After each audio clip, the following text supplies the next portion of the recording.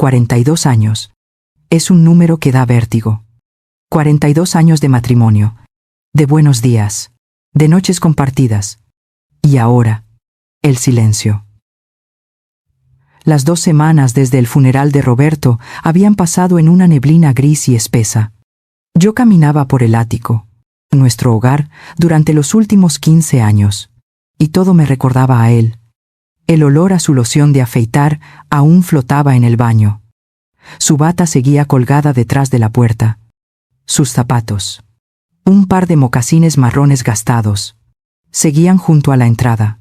A veces los miraba, esperando que él saliera del estudio, se los pusiera y me dijera: «Sofía, querida, vamos a dar un paseo».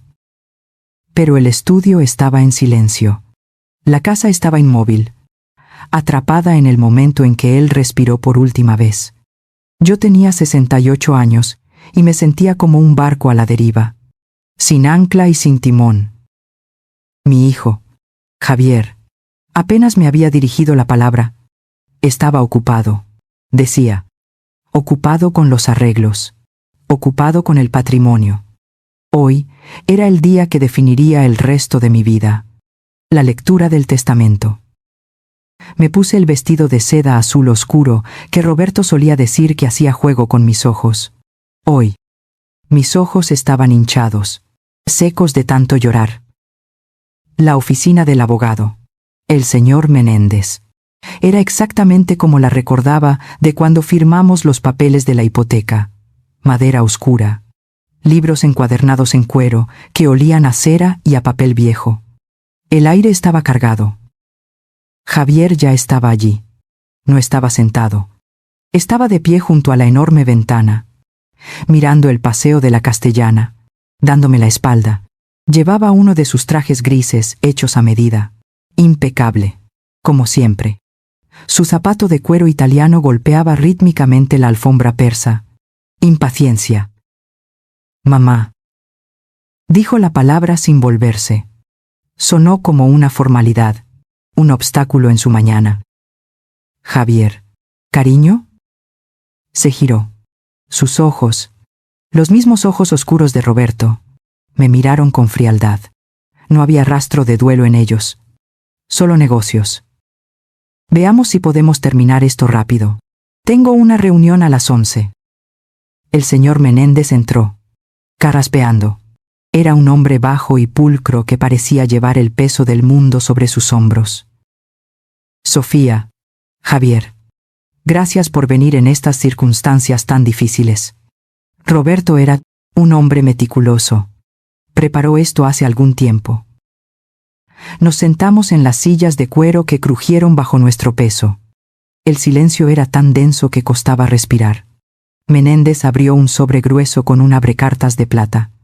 El rasgado del papel sonó como un disparo en la quietud.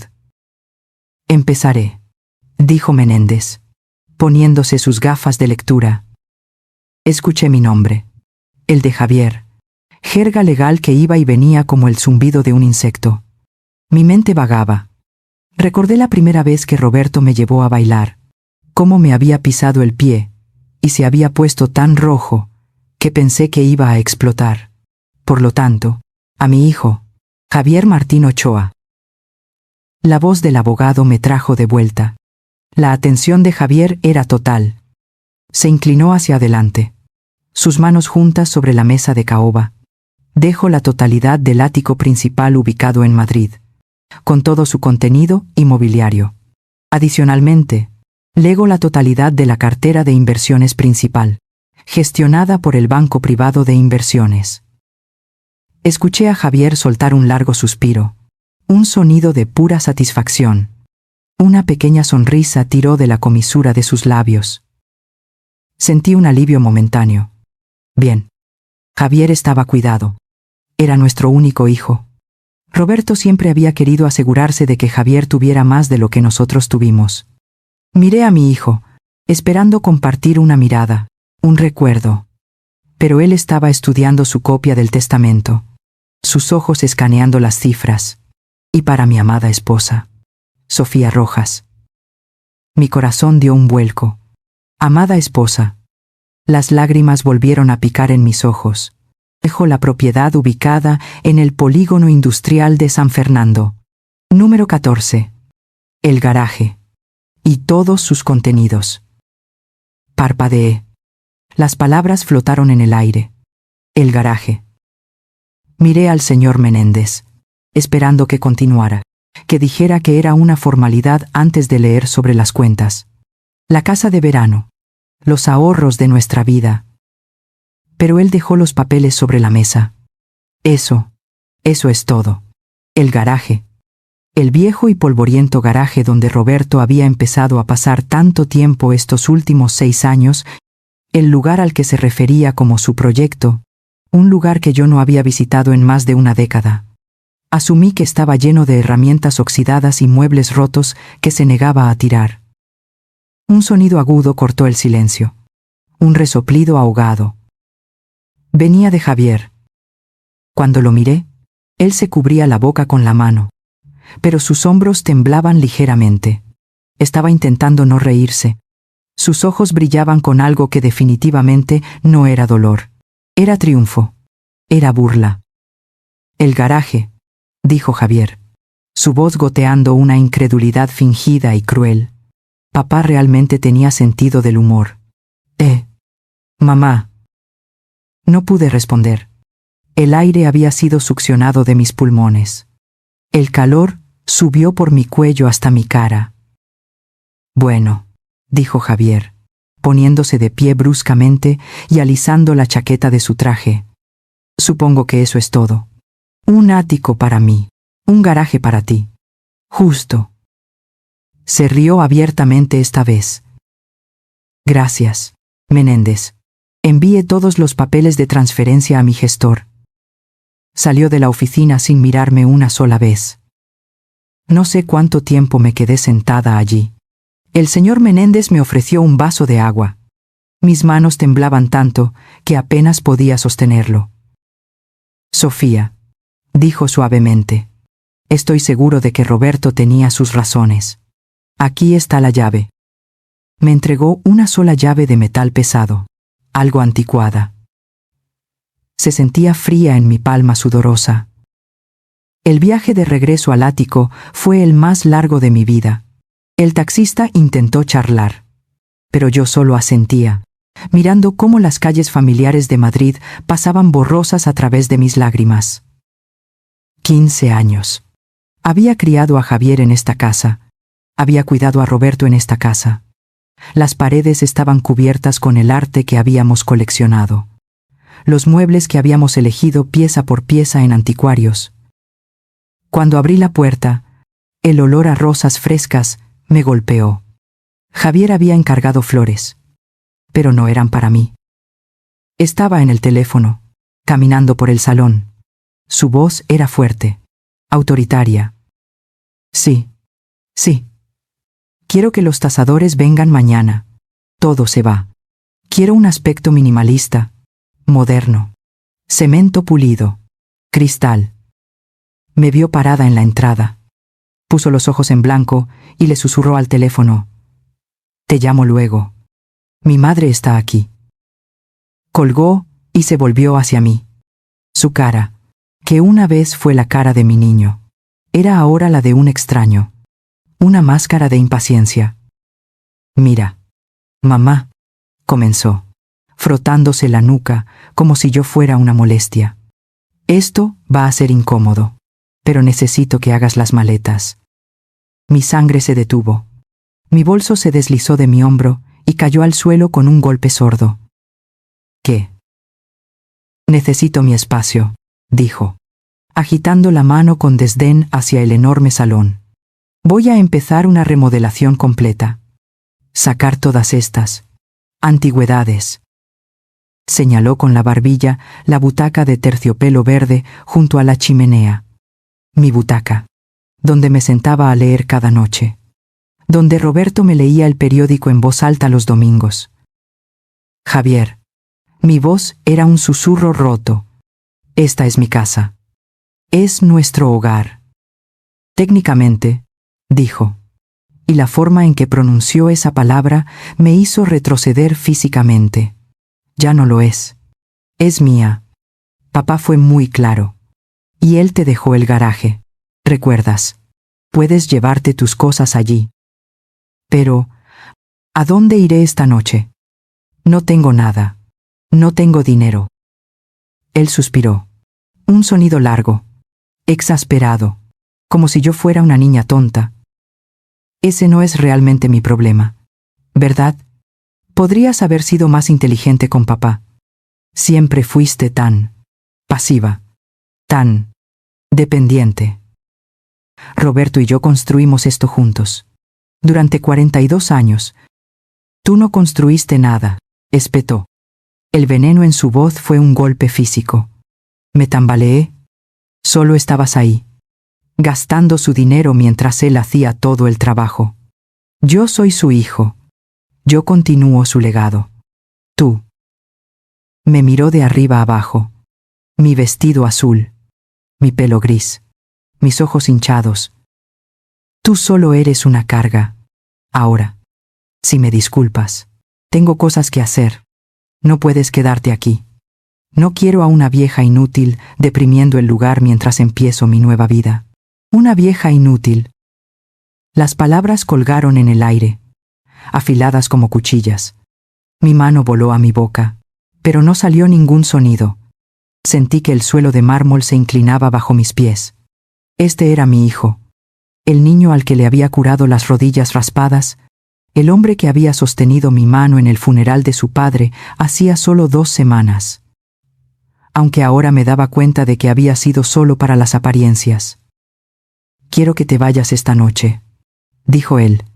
Su voz, ahora fría, plana, final.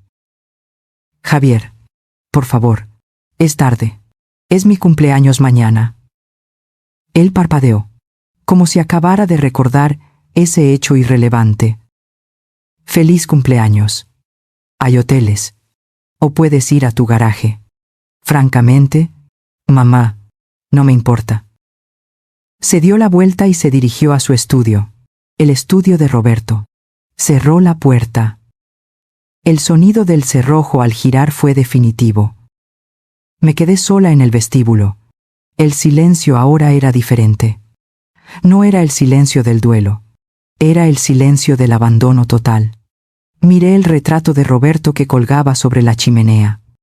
Sus ojos pintados parecían tristes, decepcionados. Con manos que temblaban tan violentamente que apenas podía agarrar la cremallera, cogí mi bolso del suelo. Fui a nuestra habitación. No. A su habitación. Saqué la pequeña maleta de mano que usábamos para los fines de semana. Metí lo esencial.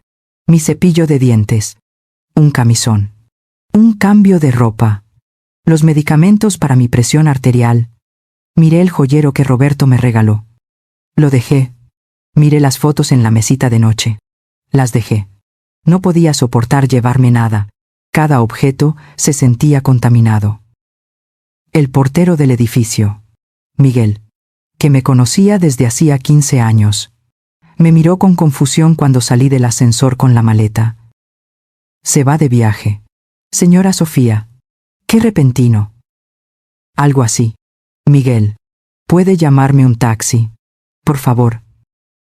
Pero está lloviendo mucho. Por favor. El taxi llegó. Miguel me abrió la puerta, sus ojos llenos de preguntas que no se atrevía a hacer. Me senté en el asiento trasero.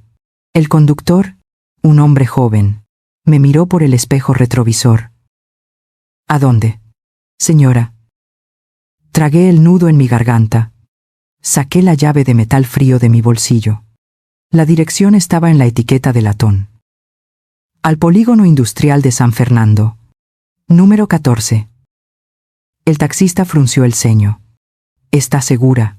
Señora, no hay nada residencial allí. Cierran todo por la noche. Estoy segura. Por favor, solo conduzca. El taxi salió del barrio de Salamanca. Las luces de las tiendas de lujo. Los restaurantes caros. Todo mi mundo se desvaneció detrás de nosotros. Condujimos hacia el sur, hacia las zonas más oscuras y funcionales de la ciudad. Los edificios elegantes dieron paso a almacenes de ladrillo, vallas metálicas y calles mal iluminadas. La lluvia golpeaba el parabrisas. Eran casi las 10 de la noche. El coche redujo la velocidad. Es aquí. Número 14. Pagué al conductor, añadiendo una propina generosa. Él pareció dudar en irse. Estará bien, señora. Este lugar. Estaré bien. Gracias. Se fue, dejándome sola en la acera oscura y húmeda, bajo una farola solitaria que parpadeaba. Frente a mí se alzaba una puerta de garaje metálica, ondulada y con manchas de óxido. Estaba encajada entre un almacén de neumáticos y un taller mecánico cerrado. El aire olía a goma quemada y a lluvia sobre el asfalto. Miré la puerta. El garaje. Mi herencia. Saqué la llave pesada. Mis manos temblaban tanto por el frío y el shock que me costó 3 intentos encontrar la cerradura oxidada. El metal chirrió en protesta cuando giré la llave. Empujé la pesada puerta metálica. Chirrió como un alma en pena, un sonido que arañó la quietud del polígono. El óxido se desprendió y cayó a mis pies mojados. El aire que salió del interior era frío, pero no olía a humedad ni a basura. Olía a cera de coche, aceite limpio y a algo seco y preservado. Entré en la oscuridad total. Mi mano tanteó la pared interior, áspera y fría. Mis dedos rozaron ladrillo, y luego un interruptor de plástico. Lo pulsé. No se encendió una bombilla solitaria. Una fila de potentes focos halógenos inundó el espacio con una luz blanca y brillante, zumbando suavemente al cobrar vida. Parpadeé, deslumbrada, tapándome los ojos. Cuando mi vista se acostumbró, bajé la mano. Mi boca se abrió. Esto no era un garaje. No había herramientas oxidadas. No había muebles viejos cubiertos de telarañas. El suelo no era de hormigón roto y manchado de aceite. Estaba pulido, liso, de un gris perla que reflejaba la luz como un espejo oscuro. El espacio era enorme, cavernoso, mucho más profundo de lo que parecía desde fuera. Las paredes estaban limpias, pintadas de blanco. Había un sistema de ventilación en el techo. Y no estaba lleno de trastos. Estaba casi vacío. Casi. En el centro del vasto espacio, descansaban 3 formas voluminosas. Estaban cubiertas con fundas de lona gris, hechas a medida, que dibujaban sus siluetas. Me acerqué a la forma más cercana, mis pasos resonando en el silencio clínico. La lona era gruesa, suave al tacto, sin una mota de polvo. Agarré una esquina. Pesaba. La deslicé hacia atrás. El metal brilló bajo los focos. Era plateado. Un color plateado inconfundible. Las curvas eran elegantes, perfectas. Reconocí el coche al instante. Lo habíamos visto juntos en tantas películas viejas de espías. Un Aston Martin. Un DB5. De 1964. Estaba impecable. No parecía nuevo. Parecía eterno. Pasé la mano por la pintura fría. Era como tocar cristal líquido. Roberto, ¿qué es esto? Susurré al aire quieto. Me moví hacia la segunda forma. Era más baja, más ancha. Tiré de la funda. Otro coche plateado me devolvió el reflejo. Pero este era diferente. Las puertas se abrían hacia arriba, como las alas de un pájaro. Un Mercedes-Benz. El 300 SL. El alas de gaviota, de 1956. Mis rodillas empezaron a temblar.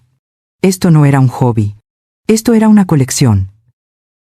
Llegué al tercer bulto. Era más pequeño, más agresivo en sus líneas. El color, incluso bajo la funda, parecía gritar. Cuando la retiré, el rojo más profundo y brillante que jamás había visto llenó la habitación. Un Ferrari. Un 275 GTB. el de 4 árboles de levas, de 1967. Me apoyé contra una columna de soporte. Millones. Javier se había reído de mí por heredar un garaje, y este garaje contenía millones de euros solo en metal. Mi mirada recorrió el espacio. En una esquina, vi un pequeño banco de trabajo de acero inoxidable. No tenía herramientas. Solo un pequeño humidificador zumbando silenciosamente. Y sobre el banco, perfectamente centrado, había un solo sobre de color crema. Mi nombre estaba escrito en él. Para mi Sofía. Era la caligrafía fuerte e inclinada de Roberto. Mis dedos temblaban tanto que casi rompí el papel al abrirlo. Saqué varias hojas dobladas. Me senté en un pequeño taburete de metal que había junto al banco. El metal estaba frío, pero no lo sentí. Mi querida Sofía, empecé a leer. Si estás leyendo esto, significa que me he ido. Y significa que Javier ha actuado exactamente como temía. Un escalofrío recorrió mi espalda, borrando el frío de la noche. Perdóname, mi amor. Perdóname por el secreto que guardé durante 6 años. Después de mi revisión de rutina, hace 6 años, los médicos encontraron algo. No era operable. Me dieron tiempo, pero no me dieron una cura. No te lo dije. Fui un cobarde. No podía soportar ver el miedo en tus ojos. No podía soportar pasar mis últimos años siendo un paciente. Quería vivir. Quería pasar ese tiempo contigo, siendo tu Roberto. Las lágrimas nublaron mi visión. 6 años.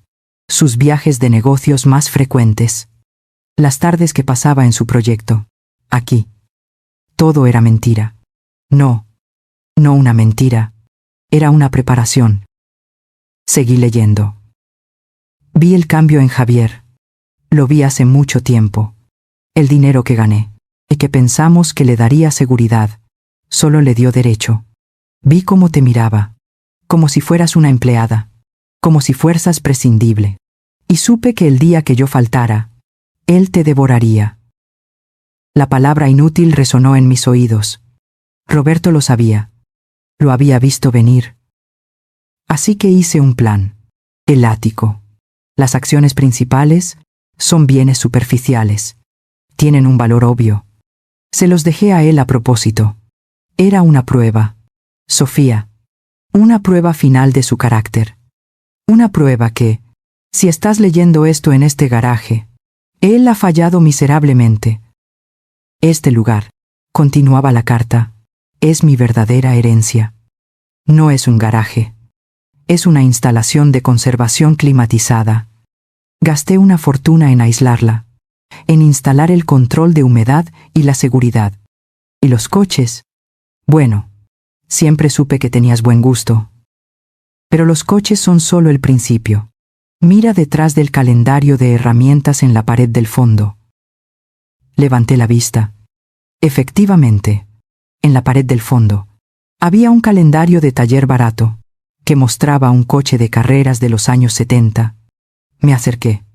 El papel estaba crujiente. Lo levanté. Detrás, había una caja fuerte digital, empotrada en el hormigón. Volví a la carta. La combinación es nuestra fecha de aniversario. Al revés. Día, mes, año. Pero los 6 dígitos al revés. 24 de mayo del 78. 8, 7, 5, 4, 2.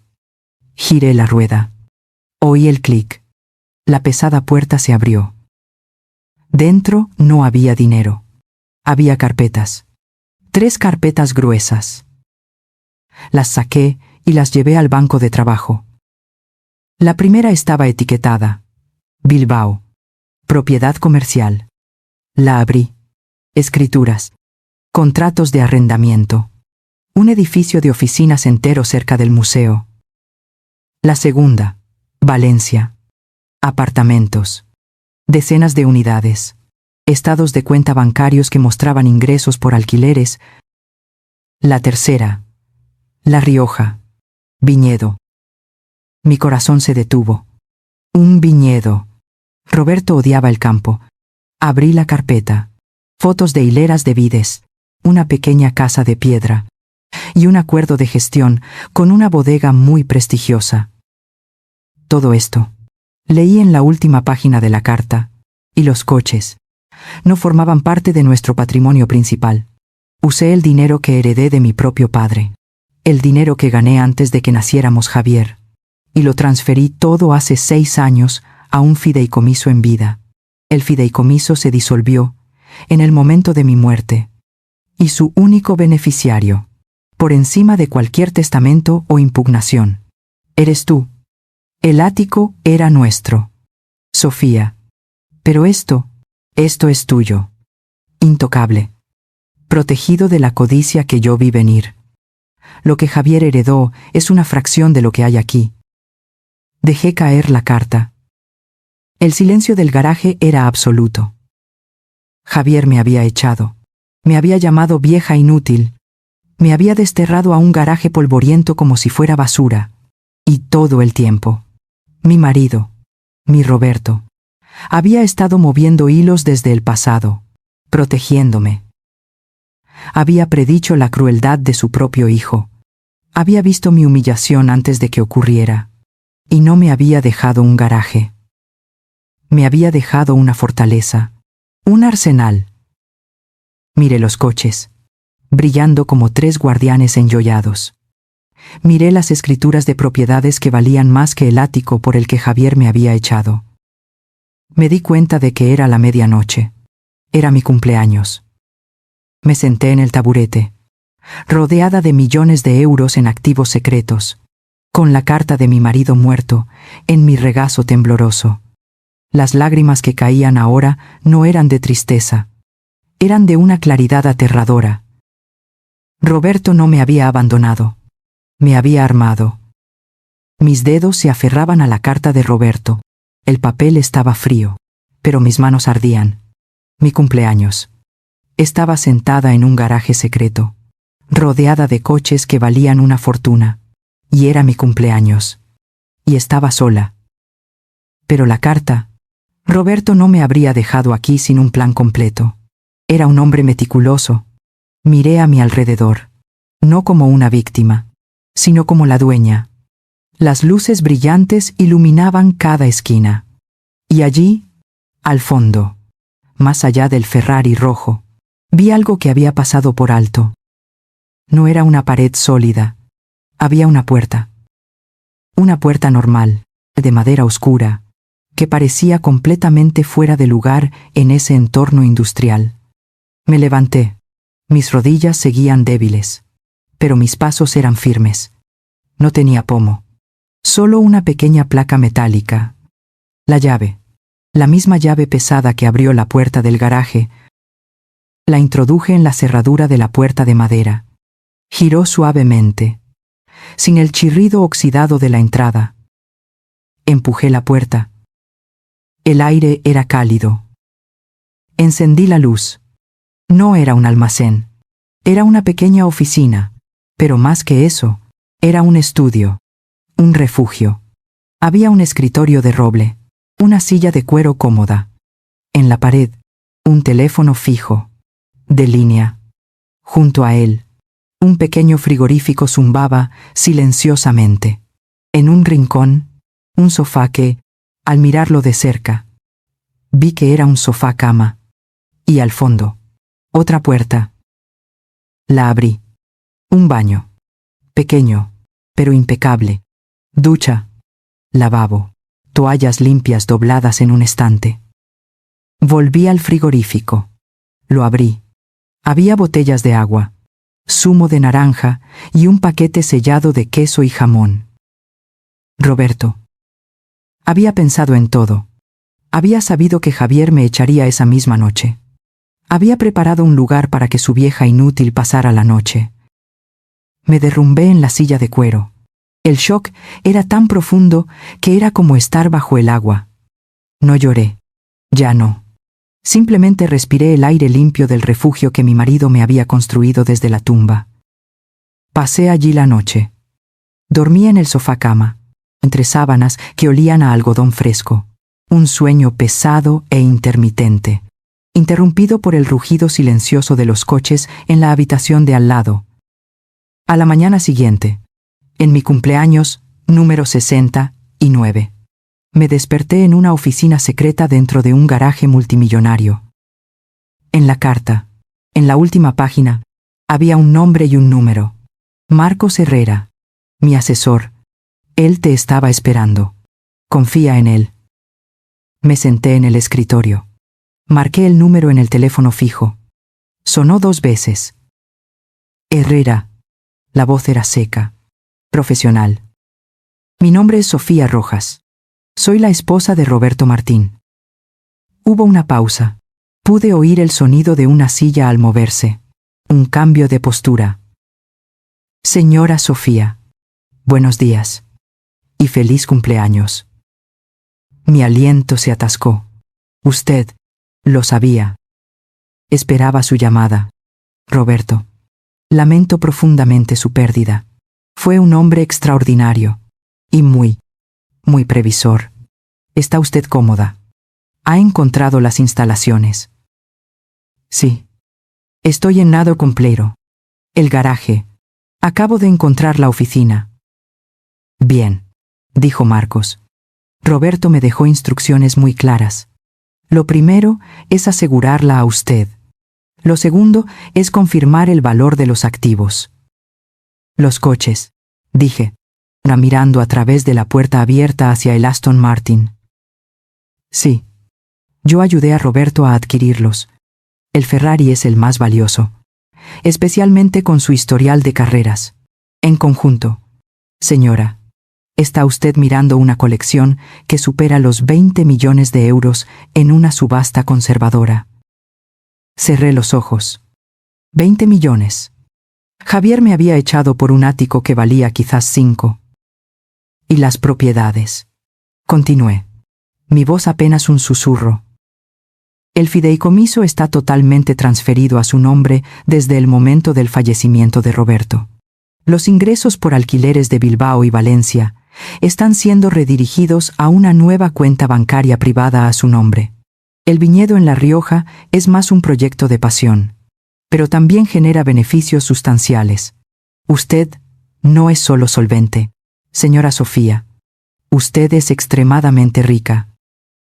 Roberto, no entiendo por qué no me lo dijo. Él la amaba, dijo Marcos con sencillez. Y no confiaba en su hijo. Quería que usted tuviera sus propias armas. Ahora, sobre su alojamiento. El garaje es seguro, pero no es un hogar. Roberto también se encargó de eso. ¿Qué quiere decir? Hay una casa. Un pequeño bungalow precioso en Marbella, vistas al mar. Lo compró a su nombre hace 3 años. Está amueblado. Los servicios están conectados. E incluso hay una señora que va a limpiar 2 veces por semana. Roberto dijo que usted siempre quiso vivir cerca del mar. Recordé una conversación vaga, hace años, mirando una revista de viajes. Un día. Sofía, te compraré una casa donde solo puedas oír las olas. Lo había olvidado. Él no. ¿Cómo llego allí? En la caja fuerte, dijo Marcos. Detrás de las escrituras. Debería haber un sobre con efectivo para gastos inmediatos y un juego de llaves. La dirección está en el llavero. Le recomiendo que coja un tren. Yo me encargaré de la logística de los coches cuando usted decida qué quiere hacer con ellos. Colgué. Volví a la caja fuerte. Efectivamente. Un sobre grueso. 10.000 euros en billetes de 50. Y un llavero con una pequeña concha de plata. Esa tarde, cogí un taxi desde el polígono industrial hasta la estación de Atocha. Compré un billete de primera clase en el tren de alta velocidad a Málaga. Nadie me reconoció. Yo era solo otra mujer mayor, vestida con sencillez, con una pequeña maleta de mano. Las siguientes 2 semanas fueron como vivir en un sueño. La casa de Marbella era perfecta, pequeña, blanca, con un jardín lleno de bugambillas y una terraza que daba al Mediterráneo. El aire olía a sal y a jazmín. Pasé esos días caminando por la playa. Lloré por Roberto. Lloré por la traición de Javier. Y lentamente, el sol y el mar empezaron a curar la herida superficial. El dolor por Roberto era profundo, pero la humillación de Javier empezó a parecer pequeña, distante.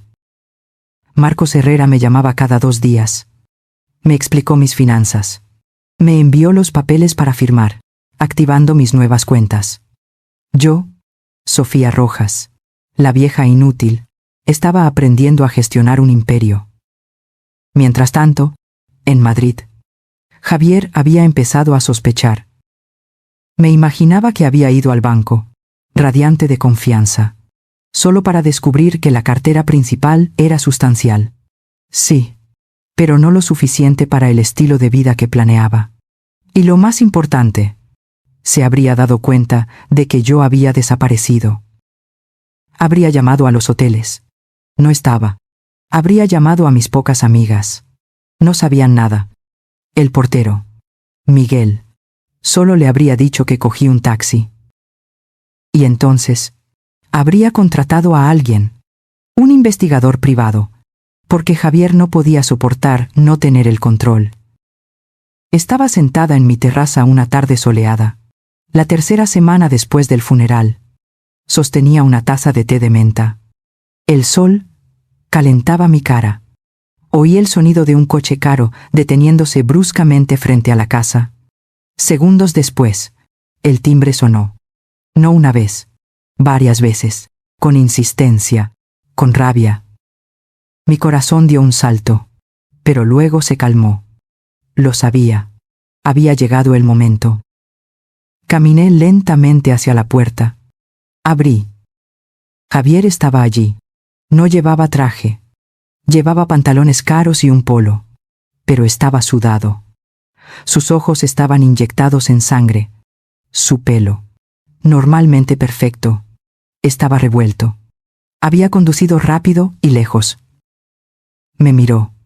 Miró la casa. Miró el mar detrás de mí. Su mandíbula se tensó. Así que aquí es donde estabas. Siseó. Un bonito escondite. Muy acogedor. No dije nada. Él me apartó de un empujón y entró en la casa. Miró a su alrededor, sus ojos calculando el valor de todo. ¿Qué es esto, mamá? Un nido de amor secreto.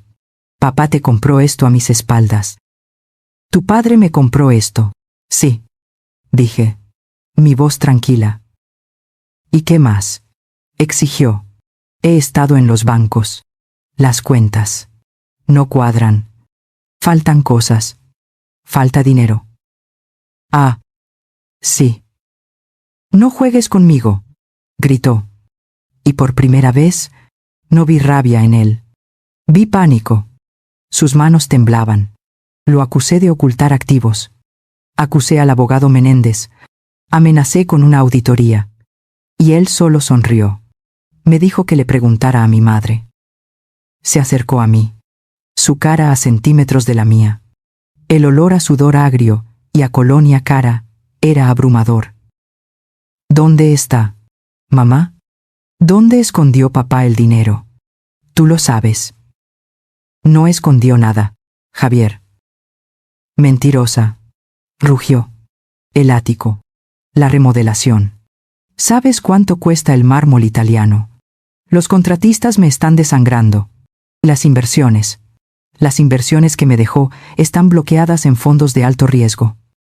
No puedo tocar el capital durante 5 años. Estoy arruinado. Ahí estaba. La verdad fea y desesperada. Tengo deudas. Mamá. Su voz se rompió. El dinero de la cuenta principal se ha ido.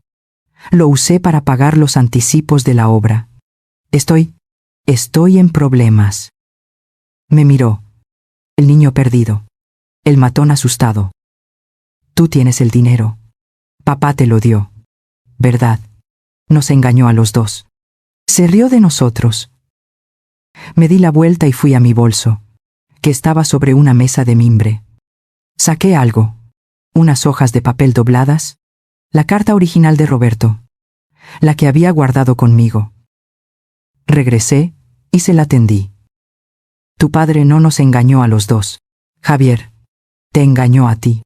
O, para ser más precisos, te puso a prueba. Él me arrebató la carta de la mano. Sus ojos recorrieron las primeras líneas. Lo vi palidecer. Lo vi leer sobre la enfermedad. Su rostro no mostró tristeza, solo impaciencia. Siguió leyendo. Y entonces llegó al párrafo sobre él, sobre la prueba, sobre el ático como un bien superficial. Vi sus nudillos volverse blancos mientras apretaba el papel, una prueba final de su carácter. Leyó en voz alta, su voz temblando de incredulidad. Una prueba que él ha fallado miserablemente. Levantó la vista de la carta. Sus ojos eran pozos oscuros de furia y humillación. Una prueba. Él lo sabía, dije en voz baja. Sabía cómo me tratarías. Esto es una manipulación, gritó, arrugando la carta y arrojándola al suelo de baldosas. Él me tendió una trampa. Me preparó para fallar. Me dio un ático lleno de deudas y un fondo de inversión inútil solo para reírse de mí. Se pasó las manos por el pelo, caminando en círculos por mi pequeño salón. Estaba atrapado, un animal en una jaula que él mismo había construido. Y entonces se detuvo. Su rabia se desvaneció, reemplazada por un cálculo frío y desesperado. Me miró de nuevo. Ya no era el hijo furioso. Era el hombre de negocios arruinado. Tú lo tienes, dijo. Su voz ahora inquietantemente tranquila. El garaje, los coches, las propiedades. Lo tienes todo, ¿verdad? Asentí. Solo una vez. Se quedó quieto durante un largo rato. El único sonido era el de las olas rompiendo suavemente en la playa, afuera. Mamá, dijo, y la palabra sonó extraña, forzada. Necesitas ayudarme. Levanté la mirada del suelo de baldosas y la fijé en la de mi hijo. Sus ojos, que minutos antes ardían de rabia, ahora suplicaban. Estaban llenos del terror de un niño que ha roto el jarrón más caro de la casa y sabe que no hay forma de ocultarlo. Necesitas ayudarme. La frase flotó en el aire salado entre nosotros. Era la misma voz que me había llamado vieja inútil. El mismo hombre que me había echado a la calle en la víspera de mi cumpleaños. Me levanté lentamente de la silla de mimbre. Cogí la carta de Roberto que él había arrugado y tirado al suelo. La alisé con cuidado. No voy a ayudarte, dije en voz baja. El color desapareció de su rostro. Mamá, por favor, me destruirán. Los acreedores. No voy a ayudarte. Repetí. Aquí. En Marbella. No voy a firmar un cheque para tapar tus agujeros mientras yo me siento al sol. Eso no es lo que tu padre quería. Entonces, ¿qué quieres? Su voz era un susurro áspero. Quiero ver el ático. Quiero ver el desastre que has hecho con el hogar de tu padre. Mañana. Cogeremos el primer tren. Javier no durmió esa noche. Oí sus pasos en el pequeño salón de invitados. Una y otra vez.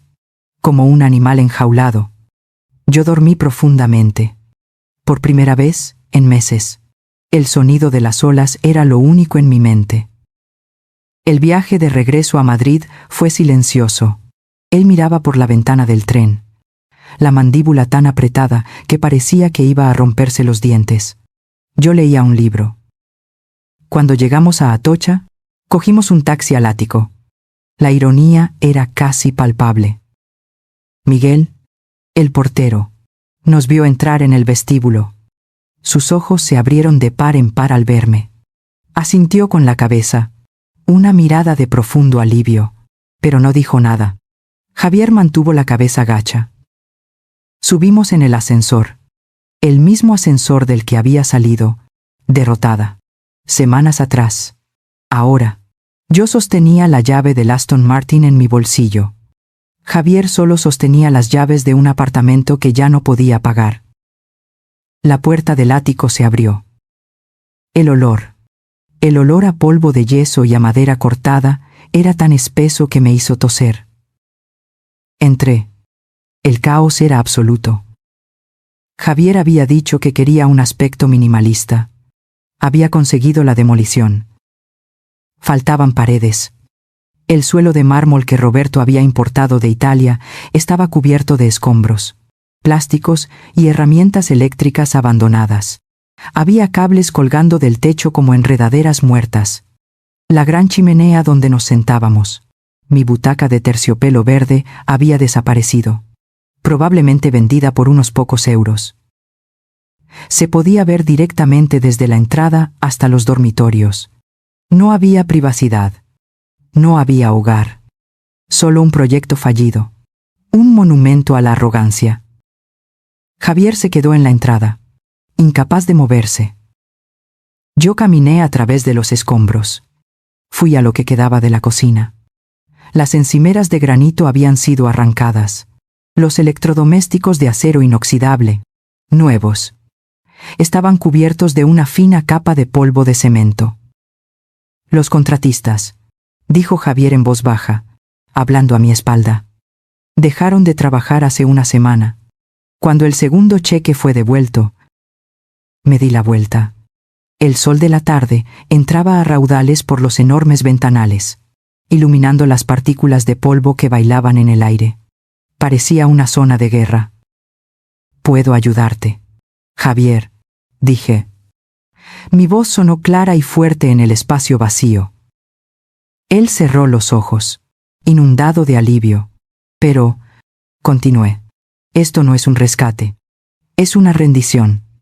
Incondicional. Abrió los ojos. El miedo volvió. Tengo condiciones. No son negociables. Él asintió, lentamente. Primero, transparencia financiera total. Quiero cada factura, cada extracto bancario, cada correo electrónico de un acreedor, todo sobre mi escritorio. El de Marbella. Mañana. Segundo, tú no vuelves a tocar un euro de este lío. Mi asesor, Marcos Herrera, tomará el control total de tus finanzas.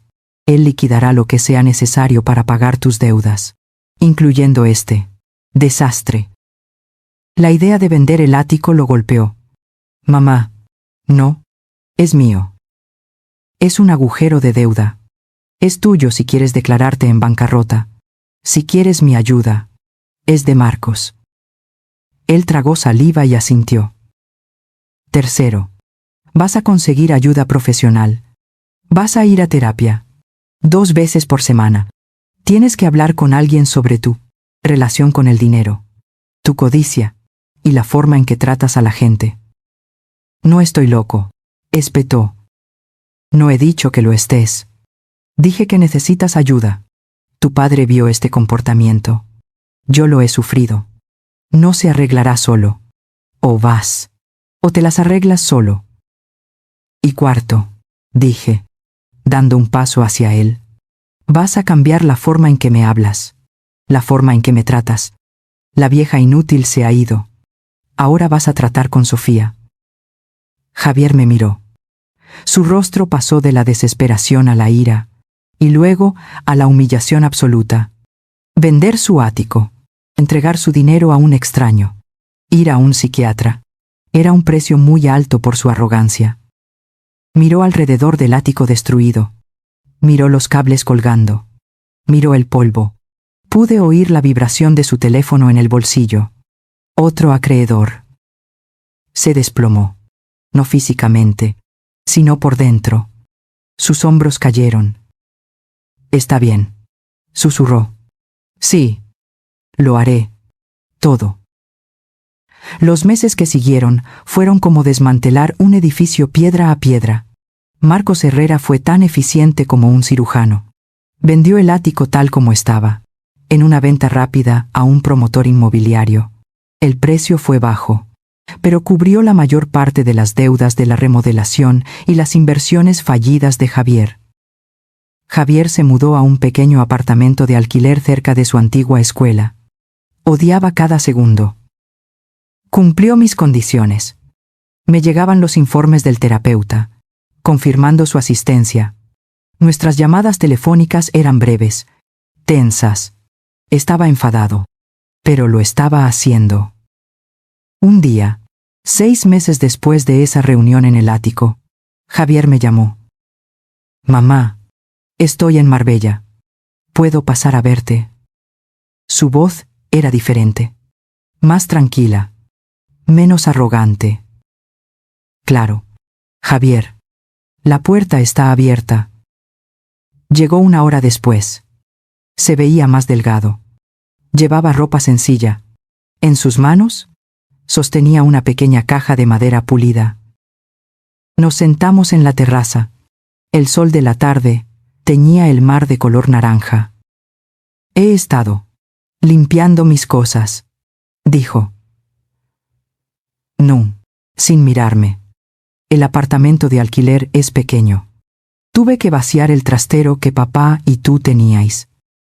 Puso la caja sobre la mesa, entre nosotros. Encontré esto. Sé que eran de papá. Abrí la caja. Dentro, sobre un lecho de terciopelo azul marino, estaban los gemelos de oro que Roberto había usado el día de nuestra boda. Junto a ellos, un simple anillo de oro. Mi primer anillo de bodas. El que había guardado en mi joyero cuando Roberto me compró uno con diamantes para nuestro 20º aniversario. Mis dedos tocaron el oro frío. Pensé que esto se había perdido en la remodelación. Yo había guardado tu joyero. Iba a venderlo. Admitió en voz baja. Me alegro de no haberlo hecho. Había otra cosa en la caja. Un pequeño estuche de anillo, de terciopelo verde oscuro, de una joyería que no reconocí. Lo miré. Había algo más, dijo Javier. Estaba en el fondo de la caja fuerte del escritorio de papá, en el ático, la que yo no podía abrir. El señor Herrera la abrió. Me tendió el estuche.